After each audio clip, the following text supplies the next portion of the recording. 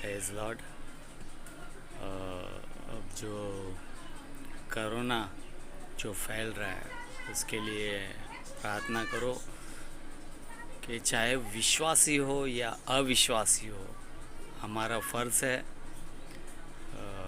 कि सभी के लिए प्रार्थना करना। सभी के लिए, चाहे वो हिंदू हो, मुस्लिम हो, सिख हो, चाहे कोई भी धर्म का हो, क्योंकि बाइबल हमें धर्म के रास्ते पर चलना सिखाती है। धर्म यानी अच्छे मार्गों पर चलना सिखाती है। मैं आपको एक स्टोरी सुनाऊंगा। एक इंसान होता है, वो बड़ी मेहनत से मछली पकड़ता है, और दूसरा इंसान आता है और उसकी सारी मछलियाँ छीन कर, यानी अपना बल का प्रयोग कर कर, अपनी ताकत यूज़ कर कर, अपने बल का उपयोग कर कर वो उसकी मछलियाँ छीन कर चला जाता है। और जिंदा मछली होती है, जिंदी मछली होती है वो। तो एक मछली उसमें से जो लेकर जाता है छीन कर, उसमें से उसको काट लेती है। उसके बाद उस जो उंगली पर ज़ख़म होता है, तो डॉक्टर के पास जाता है और डॉक्टर से कहता है कि डॉक्टर जी, ये मछली ने काटा था, अब क्या करना पड़ेगा। तो डॉक्टर कहता है कि अब जहर फैल चुका है, उंगली काटनी पड़ेगी। तो उसके पास कोई रास्ता नहीं होता, तो वो उंगली कटवा देता और पट्टी लगा देता है। उसके बाद फिर एक हफ्ते के बाद जाता है, पट्टी खोलता है, देखता है तो ये पूरा जो पंजा होता है, जो हाथ, ये मुट्ठी होती है, ये ख़राब हो चुका होता है। तो डॉक्टर से पूछता है, डॉक्टर जी अब क्या करें। तो डॉक्टर कहता है कि ये पूरा पंजा काटना पड़ेगा क्योंकि जहरीला हो चुका है। तो कोई ऑप्शन नहीं होता है, काट देता है। उसके बाद बैंडेज लगती है। फिर एक हफ्ते के बाद जाता है कि ठीक हो गया होगा। फिर डॉक्टर के पास जाता है, डॉक्टर बैंडेज खोलता है और कहता है कि आपका आधा हाथ काटना पड़ेगा क्योंकि जहरीला हो चुका है, जहर बढ़ता जा रहा है।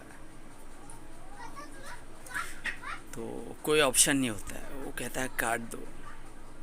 काट के यहाँ तक, ये जो है यहाँ तक काट देता है और बैंडेज लगा देता है। उसके बाद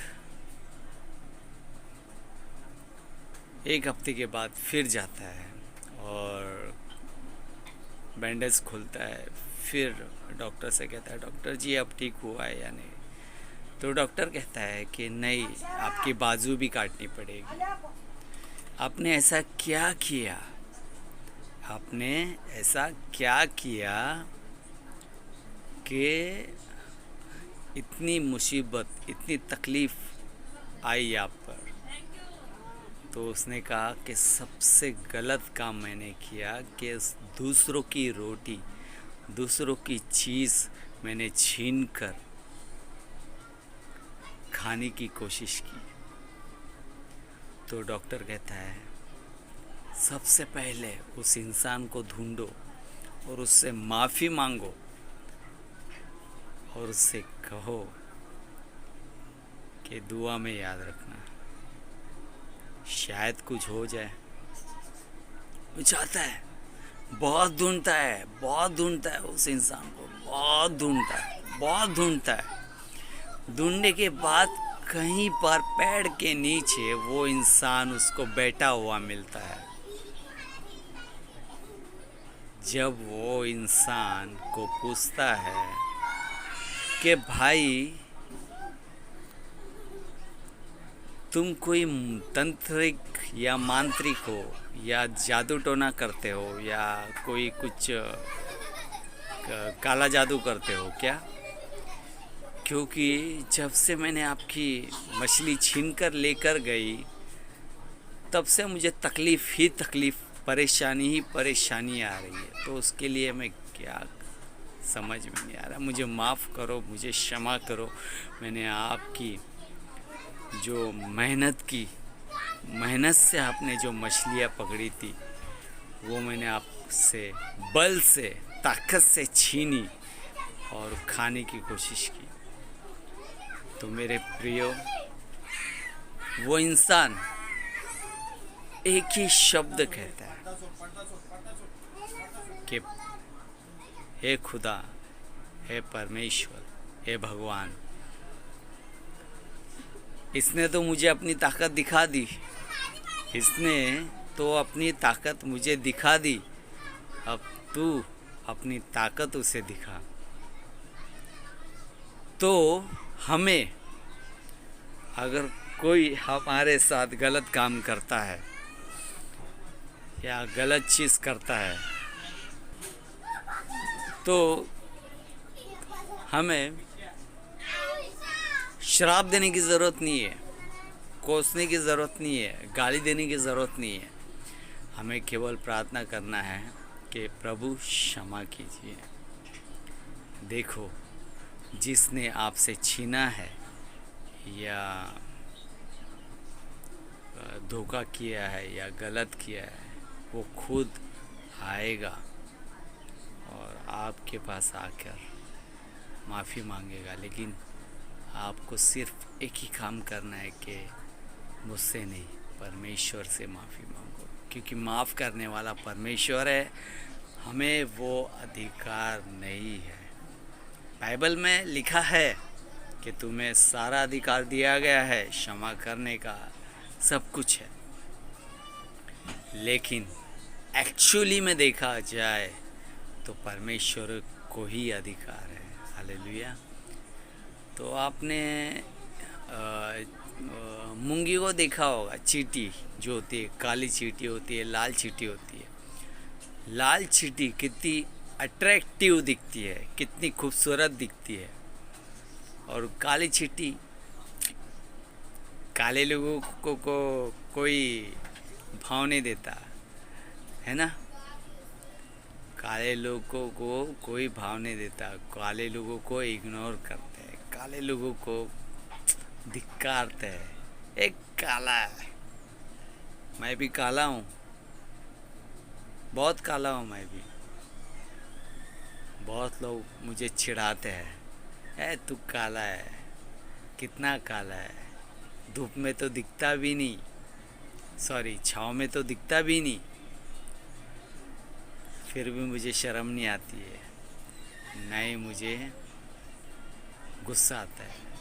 मैं धन्यवाद देता हूँ परमेश्वर को कि आपने मुझे काला बनाया। मैं इतना जानता हूँ कि जैसा बनाया खूबसूरत बनाया। एक गाना है ना, गोरा बनाया अच्छा बनाया, काला बनाया अच्छा बनाया। हालेलुया। तो काली मूंगी जो होती है, भले ही काली होती है लेकिन काटती नहीं है, गुदगुदी होती है। मुझे बहुत गुदगुदी होती है, मुझे बहुत लोग गुदगुदी करते हैं, यहाँ पर, हाथों पे, कमर पर बहुत गुदगुदी होती है। तो काली मूंगी जो होती है काटती नहीं है, बहुत अच्छी होती है।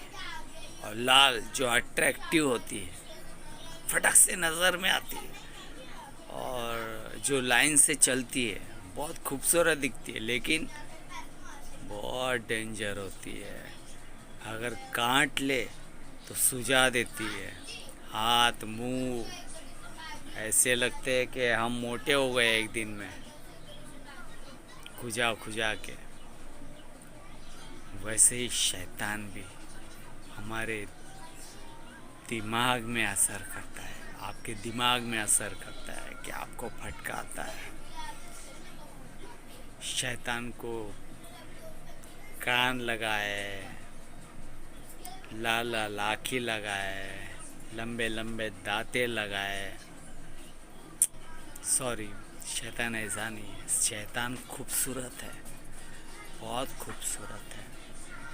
शैतान खूबसूरत है, आपको भटकाएगा, आपको भरमाएगा, आपके माइंड में प्रवेश करेगा, क्योंकि आपका सबसे कमज़ोर हिस्सा जो है वो माइंड है। हालेलुया।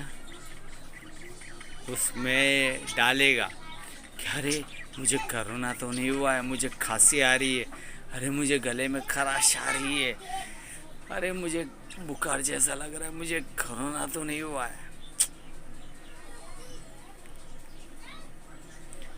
ह्यूमिनिटी हम अपने अंदर पैदा कर सकते हैं।